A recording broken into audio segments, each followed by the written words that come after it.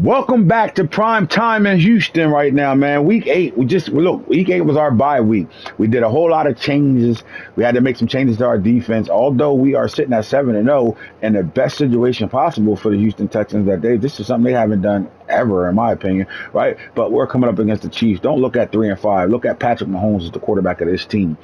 We're going to dive deep into who we got to play, the matchups, and things we're going to deal with in this game. First, we're going to get to the Chiefs roster and see what we got to deal with before we recap on what we did during our bye week and our off week. What did we do to try to improve our football team?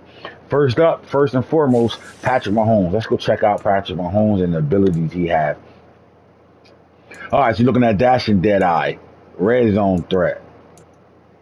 You're looking at pass lead elite, no look dead eye, and comeback and bazooka. All right, so he got hell of a archetypes, hell of a traits that he got to go along with him right now. In the run game, we're going to deal with Cam Akers. They picked up Cam Akers. They still have Isaiah Pacheco, James Conner is over here, and then the young boy Dwayne McBride out of UAB. Right at the receiver position, you got Emeka Ibuka sitting at the number 1. This kid is a rookie. Right now, he's the best receiver on this team. Hardman still comes with that speed, so he got a guy that can stretch the field like Tyreek Hill used to do for him. Kadarius Toney is the jack of all trades. You know this guy, he can do a little bit of everything. Handoffs, running the ball. He's going to be a problem with the ball on his hand. Corey Davis, he's always been an underrated receiver in my opinion at 29 years old. And then Allen Robinson, the second, 31. They got 2 veterans to hold this thing down. On the offensive side of things, Travis Kelce is still Travis Kelce. They got Tucker Kraft from out of South Dakota, and they still got Noah Gray. So they're in good hands at tight end position now. As far as blocking it up, Orlando Brown is the left tackle.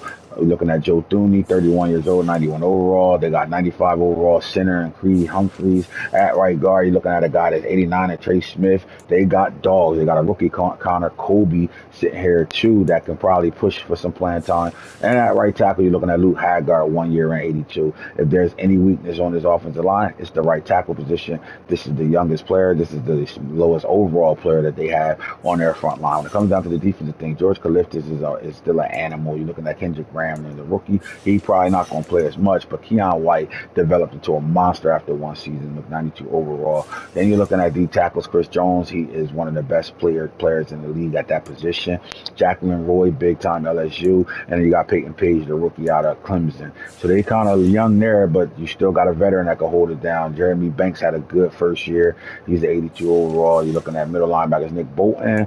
You got Shaka Hayward, right, and then Leo Chanel all sitting on his linebacker level. Ethan Calvert comes in, and he's the starter at the right outside linebacker. And then you look at the secondary. L'Jarius Wright. L'Jarius Sneed is a superstar. Then you're looking at Trent McDuffie, another superstar. These two are 2 young corners that are developing into shutdown guys over here. So they got solid corners over here. Even at the third, they will go pick up Avante Maddox, while Jalen Watson and then Joshua Williams are in development stage.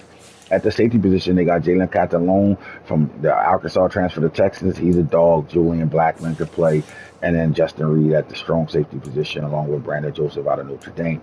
So this team has a little bit of youth. They got a lot of veterans still running around. And I think on both sides of the ball, when it comes down to offense and defense, they have a powerful offensive line that keep Patrick Mahomes upright. So our challenge to getting to Patrick Mahomes is going to be everything. They also have a good front four, right? We like Karliftis. And we like the veteran at D tackle. So we got work to do. Work is cut out. Now let's recap what we've done over the bye week, right? We found a way to try to move Shiloh Sanders around. He's been struggling playing the base safeties, right? We want him to do a little bit more. We're gonna look to see him at nickelback a lot more, right? Slot corner, nickelback for us to be able to give him a different feel to try to move him around and get the best play out of Shiloh. Shiloh's not, it looks like Shiloh's not having a great season, right? But he's definitely up there in tackles. He's one of the best tacklers on our team, and he does have 2 interceptions. We just feel Shiloh is more than a guy that play deep or a guy at strong safety to come down in the box. We think he can do everything for us, so we're going to start to use Shiloh. Remember, Shiloh left high school as a cornerback, and he left as a 4-star cornerback, got to South Carolina, they moved into safety, and he's been a really good safety for South Carolina, Jackson State, and Colorado. Now they're in the NFL, and we feel like with his body type, his size, and his skill set, and the way he can cover as a safety, we can use him in some third cornerback spots nickel back, bring him down to play that star position, that Jalen Ramsey position. Allow him to do some things that will allow him to bring his athleticness to the forefront.